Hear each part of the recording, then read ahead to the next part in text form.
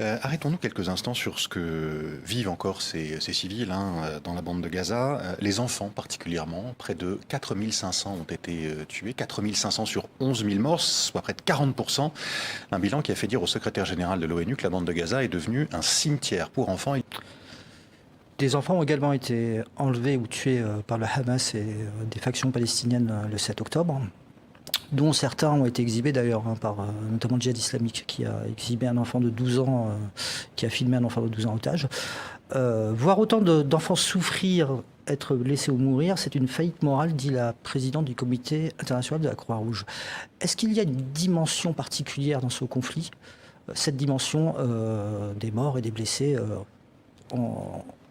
avec ce nombre assez effarant de pertes chez les enfants? Je ne crois pas. Je pense que ce conflit est d'une cruauté terrible, mais on ne manque pas d'autres exemples de conflits d'une très grande cruauté. Il me semble que ce qui caractérise ce conflit, c'est sa durée, son caractère interminable, l'existence d'une solution potentielle permettant de dépasser le conflit pour arriver à la paix, et la passivité devant la mise en œuvre de cette solution. Voilà des dizaines d'années que Israël agit comme occupant, exploite une terre acquise militairement, en contradiction donc avec le droit international et avec une certaine morale politique, pourrait-on dire, que Israël persécute les Palestiniens, installe des colonies dont un certain nombre de membres sont de véritables hooligans, des nervis qui passent une partie de leur temps à persécuter des Palestiniens, à créer des barrages mobiles, à détruire des récoltes, à brûler des terres, à exproprier des gens des maisons, à chasser là récemment encore des Bédouins du sud de la Cisjordanie qui ont été chassés de chez eux, des habitants d'Hébron qui l'ont été également. Tout cela, ça se produit au quotidien et loin d'être sanctionné, alors que je rappelle que l'Union européenne a tout un train de sanctions qui sont exercées contre de nombreux pays dans le monde.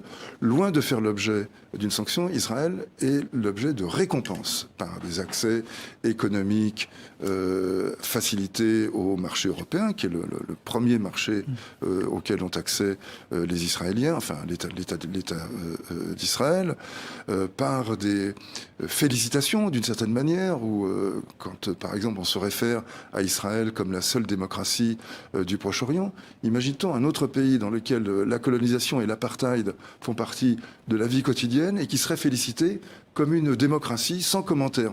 Je ne dis pas qu'il n'y a pas dans Israël des aspects démocratiques. Il y a une liberté d'expression, une liberté d'association, mais c'est quand même essentiellement pour les Juifs en Israël. Donc on pourrait dire aussi, du temps de l'apartheid en Afrique du Sud, que le régime sud-africain était démocratique pour les Blancs. Ils n'avaient pas, en effet, à s'en plaindre. De même que là, encore qu'avec le gouvernement actuel, qui compte dans ses rangs des gens qu'on peut qualifier de néo-nazis, des suprémacistes, racistes, exterminationnistes, qui sont d'une violence et d'un fanatisme quand même qui font... Le gouvernement a évoqué la possibilité de tirer, de bombarder avec une bombe nucléaire oui, alors il a été immédiatement recadré, mais pas exclu du gouvernement. Il est toujours au gouvernement, simplement il a été... Effectivement, une bombe nucléaire, elle tue tout le monde, pas seulement les Palestiniens, ou alors il faut inventer des atomes anti-palestiniens. Donc c'était particulièrement ridicule. Mais sous les déclarations selon lesquelles il ne faut pas faire de quartier... Le président considéré comme un modéré, le président de l'État d'Israël, Isaac Herzog, considéré comme un modéré, qu'il était d'une certaine manière jusqu'à présent, nous explique que à Gaza, ne nous faisons pas d'illusions, tout le monde était au courant, tout le monde soutient le Hamas, donc tout le monde est complice de ces crimes atroces et tout le monde doit payer. Et cette idée qu'une punition collective doit être infligée, qu'on a le droit de tirer dans le tas parce que ce tas est hostile et qu'il faut donc le détruire, elle est exprimée d'un peu partout, au Parlement, au gouvernement, parmi les conseillers, etc. C'est une crise humanitaire ou une crise de l'humanité, comme l'a dit Antonio Guterres, le secrétaire général de l'ONU, que vivent actuellement les Palestiniens?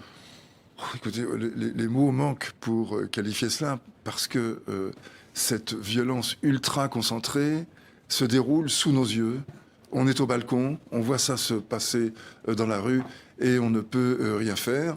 Et par ailleurs, ces bombardements de masse qui aplatissent des quartiers entiers font les victimes que l'on sait. Donc les mots, en effet, manquent pour ça. C'est d'ailleurs pour ça qu'on parle de crimes contre l'humanité, de génocide. Moi, je n'utilise jamais le terme de crise humanitaire parce que je ne sais pas ce que ça veut dire. C'est une crise humaine et politique gravissime, c'est catastrophique, mais c'est cela qu'on peut dire, je pense. L'armée israélienne s'est exprimée sur cette situation par la voix d'un de ses colonels, c'était il y a quelques jours. Voici ce qu'il disait.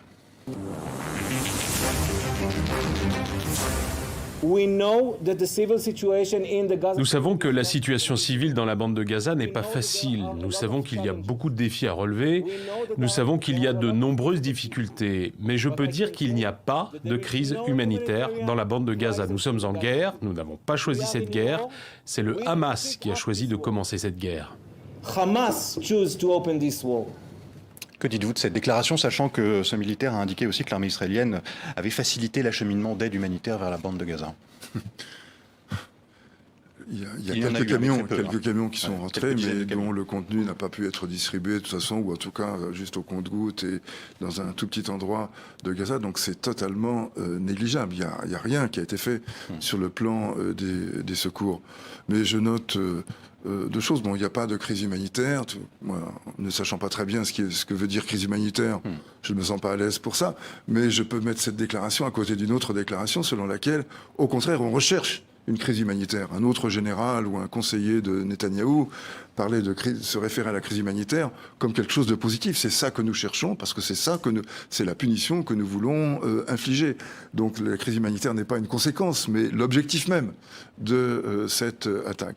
Et par ailleurs, dans ce que dit ce porte-parole de l'armée, il y a un élément qui est absolument essentiel à relever, et qui est malheureusement souvent passé sous silence, y compris dans les débats là-dessus, c'est l'idée que le Hamas a déclaré la guerre à Israël. Le Hamas n'a pas déclaré la guerre à Israël. Israël occupe des territoires palestiniens qui sont dans lesquels la population a le droit de se défendre.